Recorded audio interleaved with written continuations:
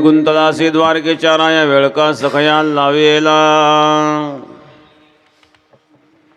दीनानाथ ब्रत सांभाळी आपले नको पाहू केले पाप पुण्य लाज रखो तुम मेरी प्रभु जी लाज रखो तुम मेरी लाज रखो तुम मेरी प्रभु जी लाज रखो तुम मेरी लाज रखो तुम मेरी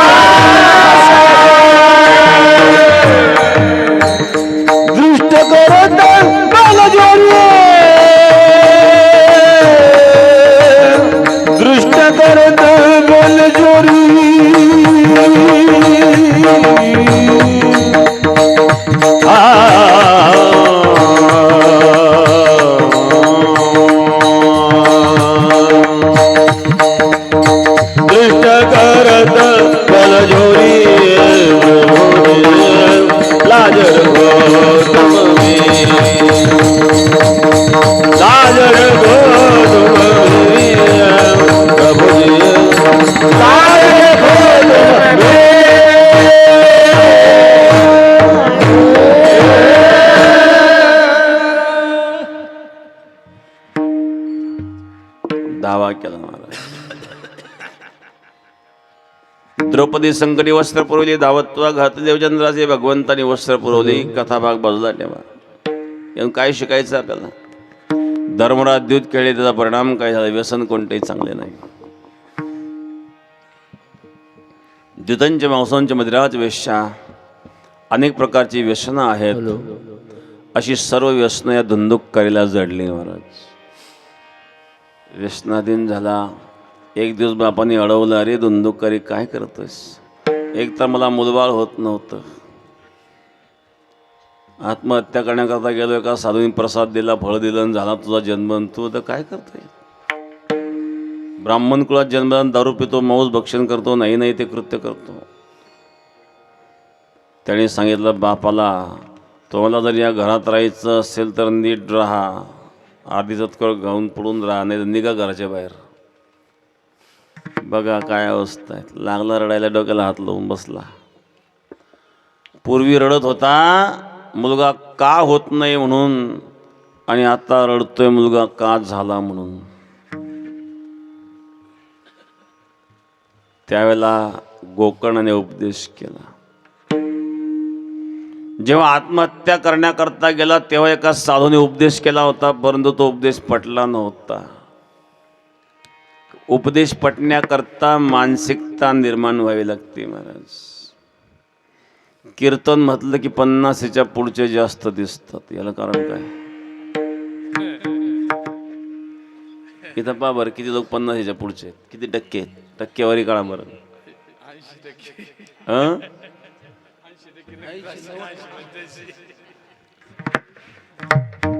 असं का बरं? याचं कारण आहे, संसारामध्ये चटके बसून बसून होरपळून शहाणपणा ये, पण तेवढे दिवस जातातच.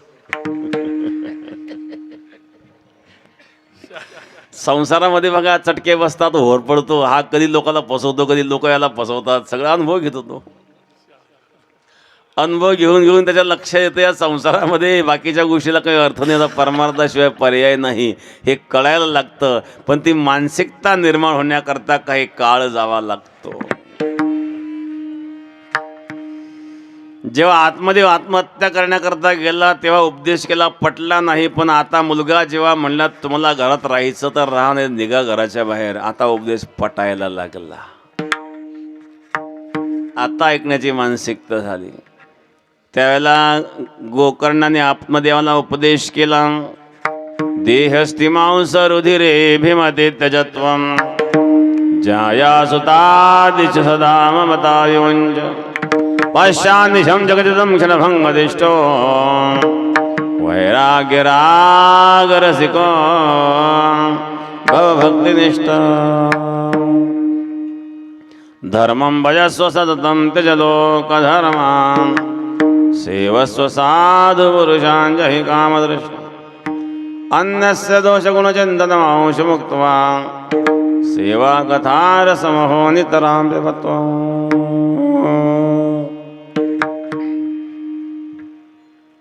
आता उपदेश पडतोय. सांगितलं आता घराच्या बाहेर पडा. घरात जेव्हा आपली गरज राहत नाही तेव्हा आपण घरात लुळबुळ करू नये.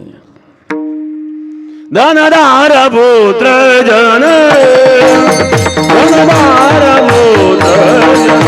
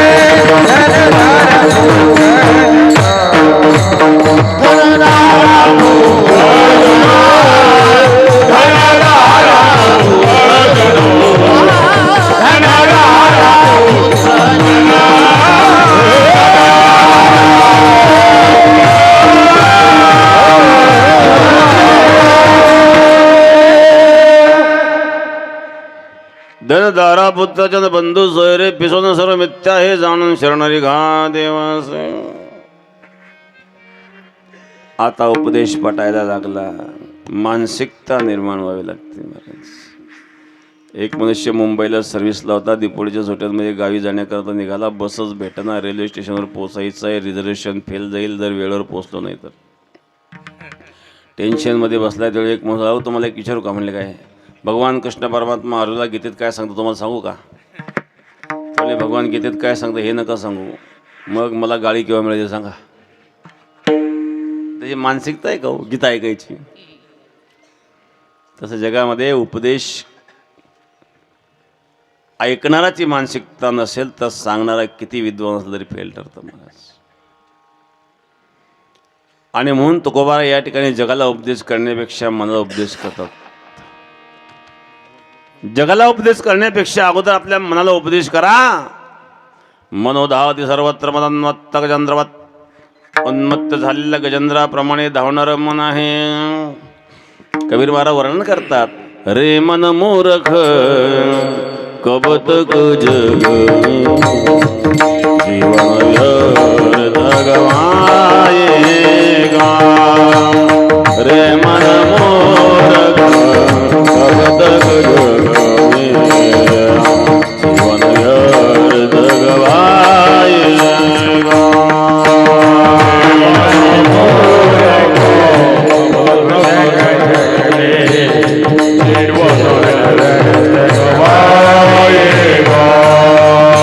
रे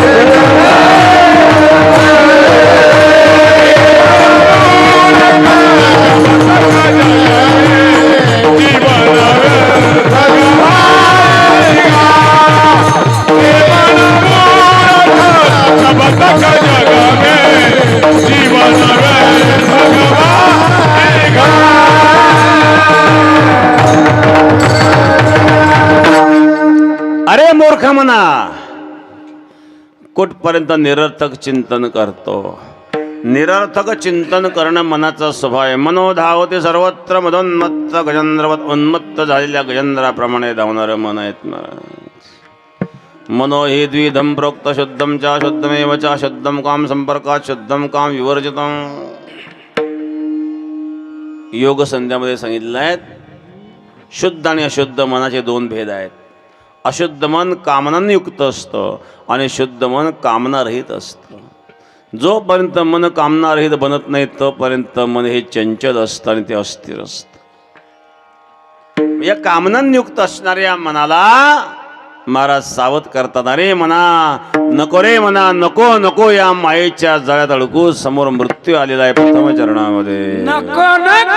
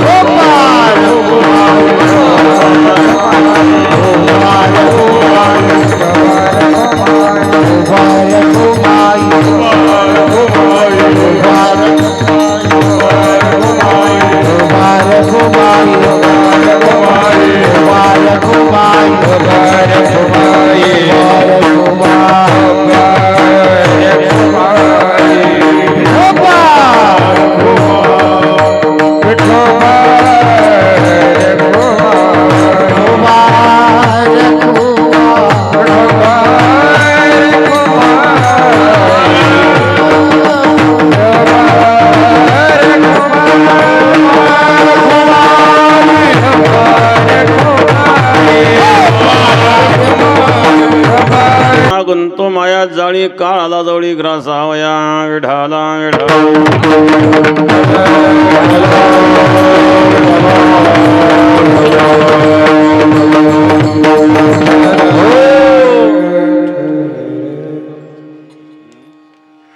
माननीय जिल्हा परिषदेचे माजी सदस्य वालतुरे सर ते या ठिकाणी उपस्थित आहेत. त्यांनाही धन्यवाद. उपस्थित असणाऱ्या सर्व मान्यवर महाराज मंडळी गायक वादक मंडळी पाहुणे मंडळींनाही धन्यवाद. विढाला विढा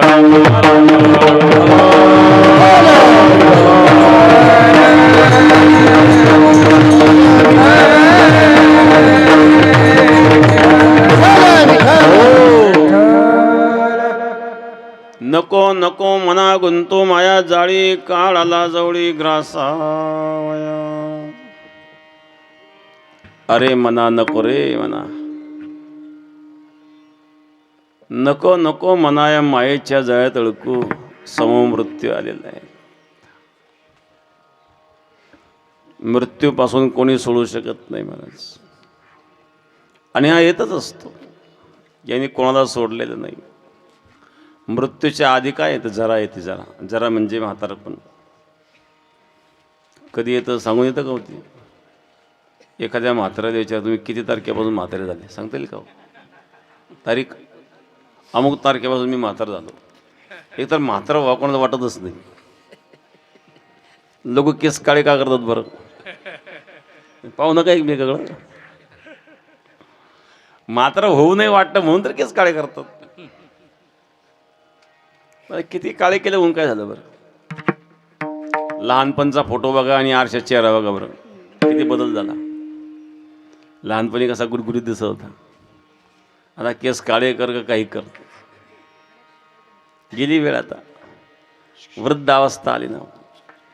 आद्य गुरु शंकराचार्य वर्णन करतात, अंगम गलितं फलितं मुंडं दशनवीनं जातं कुंडं दशनवीनं जातं कुंडं.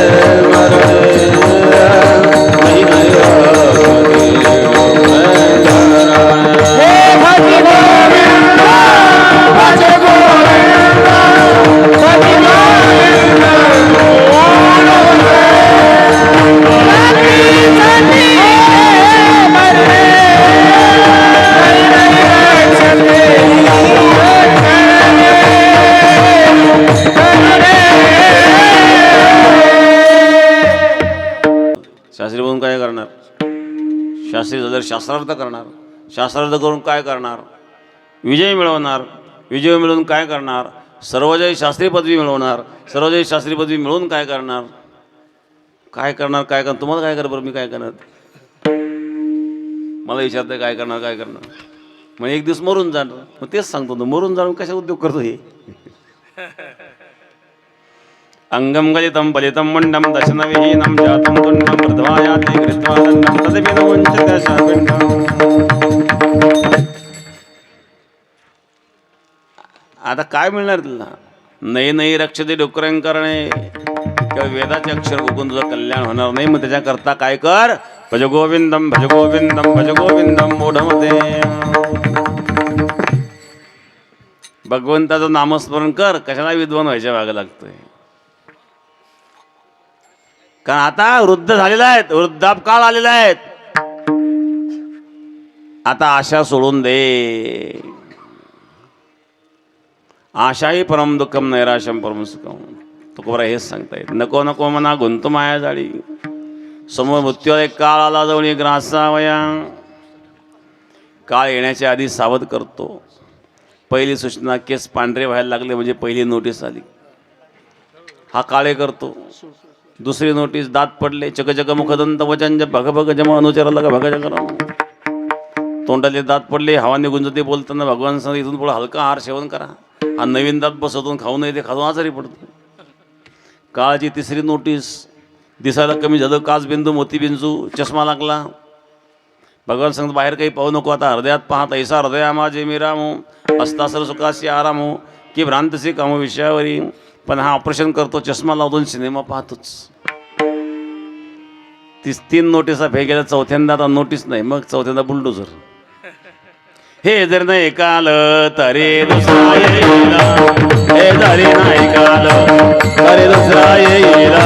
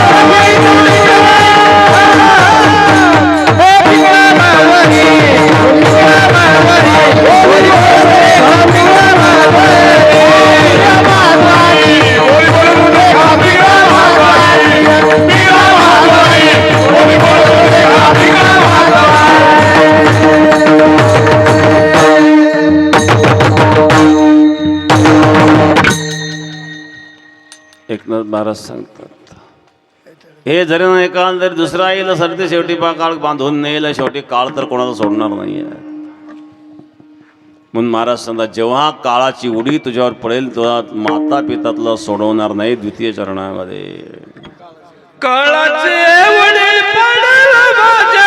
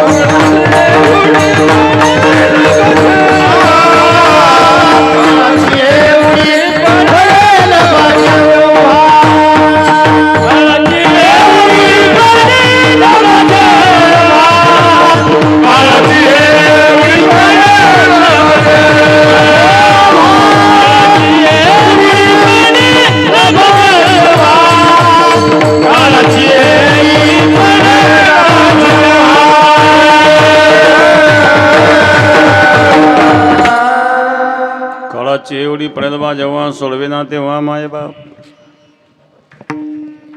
मृत्यूपासून कोणी रक्षण नाही करू शकत. ज्याला कोरोना होऊन गेलेला विचारा काय परिस्थिती होती. जवळ कोणी येत नव्हतं, पत्नी जवळ येत नव्हती, मुलं जवळ येत नव्हते, आई बाप जवळ येत नव्हते. महाराज सोडविना तेव्हा माय बाप. लांबीत नाही मी आता, आवरून घे वाटलं 10-5 मिनिटात. लांबून लांबून पाहुणे मंडळी आलेली आहेत. मृत्यूपासून सोडवता येत नाही, कारण मृत्यू हा कोणालाच चुकला नाही. मृत्यू आपल्याला कळत नाही ते बरे. आतापर्यंत ज्याला मृत्यू कळाला त्याने अनर्थ केले. कंसाला मृत्यू कळाला होता कृष्णाच्या हातून, कंसाने अनर्थ केले. मृत्यू तर टळता आला नाही पण अनर्थ केले. शंभरासुराला मृत्यू कळाला होता, भागवतामध्ये उदाहरण आहेत. शंभरासुर नावाचा राक्षस होता. त्याला सांगितलं तर कृष्णाचा मुलगा जो प्रद्युम्न आहे त्याच्या हातून तुझा मृत्यू होणार आहे. याने काय केलं, जेव्हा प्रद्युम्नाचा जन्म झाला तेव्हा रुक्मिणी प्रसूत झाली आणि प्रसूतिगृहातून या प्रद्युम्नाला पळवलं. शत्रू मोठा झाल्यानंतर आपल्याला त्रासदायक ठरू शकतो, म्हणून त्या बाळाला प्रसूतिगृहातून पळवलं आणि समुद्रात फेकून दिलं. मासे खाऊन टाकते. माशाने त्या बाळाला गिळलं आणि तो मासा एका पारदेश जाळ्यात अडकला. तो मासा विक्रीला आला आणि तो शंभरासुराच्या इथंच विकला गेला. शंभरासुराची एक दासी होती. त्या दासीने जेव्हा तो मासा कापला, त्या माशाच्या उदरात एक बाळ निघालं. ते बाळ जिवंत होतं महाराज. हिलाही मुलबाळ नव्हतं, हिने त्या बाळात सांभाळ केला. आता शंभरासुराला सांगितलं याच्या हातून तुझा मृत्यू होणार आहेत. अनर्थ टाळण्याकरता त्यांनी प्रसूतिगृहातून बाळाला पळवलं, समुद्रात फेकून दिलं, पण तो बाळ घरातच घुसलं नव्हतं, दासीच्या घरी. आणि शेवटी तो मुलगा मोठा झाला आणि एक दिवस त्याने शंभरासुराला ठार केलं. शंभरासुराला मृत्यू कळाला, परंतु मृत्यू टाळता आला नाही. कंसाला मृत्यू कळाला, मृत्यू टाळता आला नाही. मृत्यू कोणाला टाळता येत नसतो आणि टाळण्याचा प्रयत्न करू नये. महाराज सांगतात, काळाची उडी पडेल बा जेव्हा, सोडविना तेव्हा मायबाप अशा सगळे लांब लांब राहतात. महाराज जन येसुकाचे धिऱ्या घेतल्याचे अंत काळीचे नाही कोणी. एक मुलगा होता, धार्मिक होता. गावाच्या बाहेर एक आश्रम होता, त्या आश्रमात जायचं, सेवा करायची. पण मोठा झाला, आता लग्न झालं. लग्न झाल्यामुळं संसारात गुंतला, जबाबदाऱ्या वाढल्या.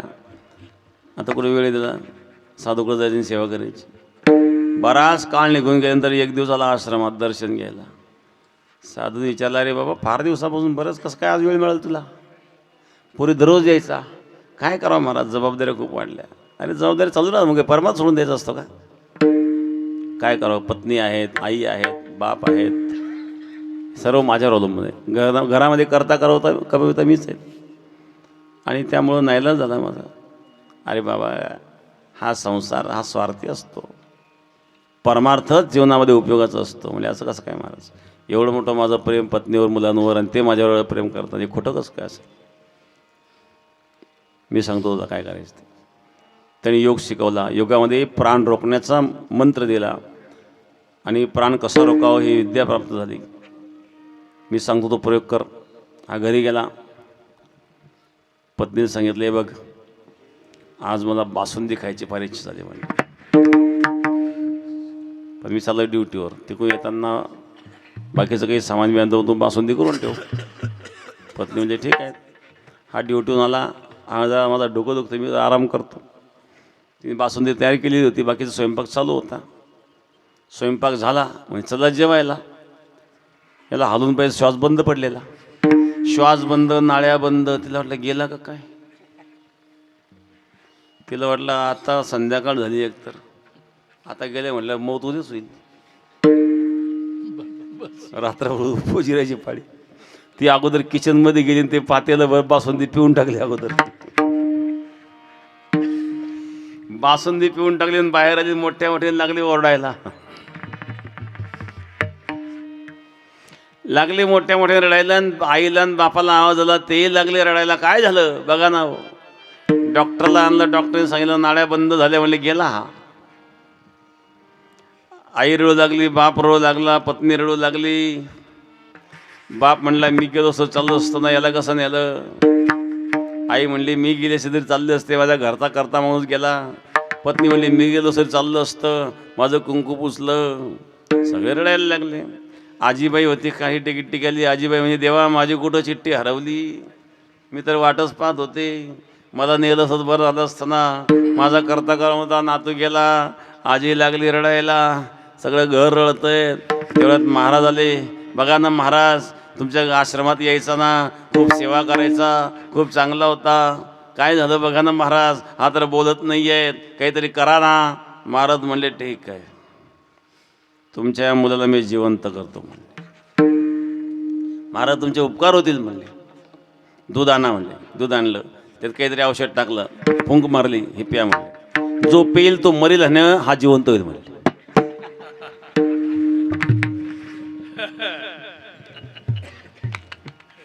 आई घ्या. तुम्ही म्हणले मला नेलं बरं झालं असतं, माझ्या मुलाला का नेलं. हे तुम्ही घ्या म्हणजे तुम्ही मराल आणि तुमचा मुलगा जिवंत होईल. मुलाकरता एवढा त्याग करा. आई घ्यायला तयार नाही. आई म्हणली मी जर गेले तर यांच्याकडे कोण पाहिजे. बापाला सांगितलं तुम्ही घ्या. बाप म्हणला मी गेल्यावर हिरणकी होईल. पत्नी म्हणले तू म्हणले होते ना की मी गेले असंच बरं झालं असतं माझे पती काने. तुम्ही घ्या. म्हणले ही मी जर घेतले मी जर गेले ही बातमी जर माझ्या बापाला कळाली तर बातमी ऐकल्यावर माझ्या बापाला अटकच येईल. म्हणली आजीबाई तुम्ही म्हणले होते ना माझी चिठ्ठी कुठं हरवली. मी चिठ्ठी घेऊनच चालू हे दूध तुम्ही घ्या. तुम्ही मरायला आणि तुमचं ना तू जिवंत होईल. आजी सुद्धा घे ना. आजी म्हणले बाबा मला काय मरायला लागत तू राहून तरी काय करणार. 2 दिवस राहील तेवढंच पाहिजे. आता काय पाहते दिसायला कमी झालं एक तर. साधू म्हणले मग मी घेऊ का. हो महाराज तुमचे उपकार होते. म्हणजे जगाच्या कल्याणा संतांच्या विभूती देह कष्ट विधी बरोबर. साधू संत जगाच्या कल्याणाकरता असतात. आम्ही तुमची मोठी समाधी बांधून दरवर्षी पुण्यदिन साजरी करीत.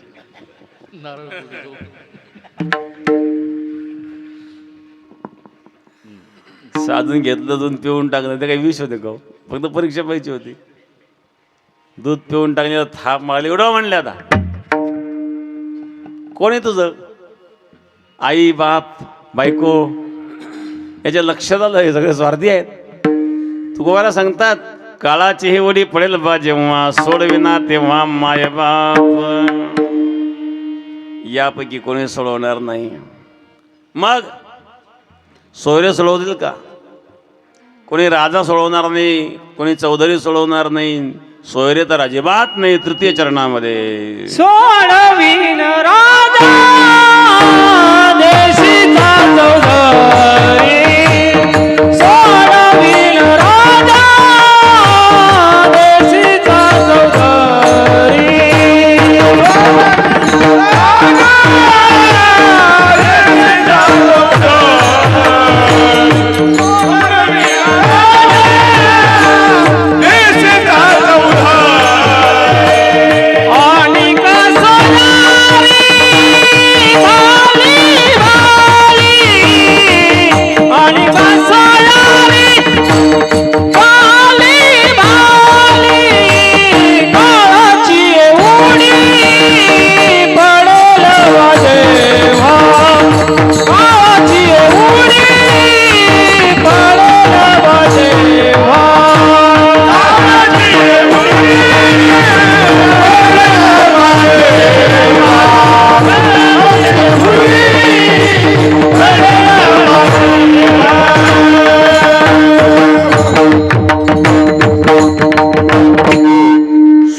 राजा देशीचा चौधरी आणि सोयरी भले भले.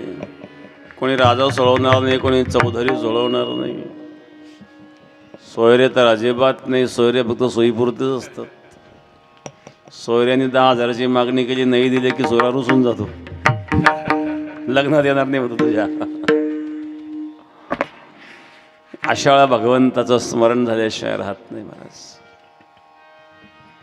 ज्याला जीवनामध्ये कोणीही आपलं नाही हे कळायला लागतं त्याला मनुष्य भगवंताचं चिंतन करत. शेवटी तुकोबारा सांगतात त्या परमात्म्याशिवाय तुला कोणी सोडवणार नाही. शेवटच्या चरणावर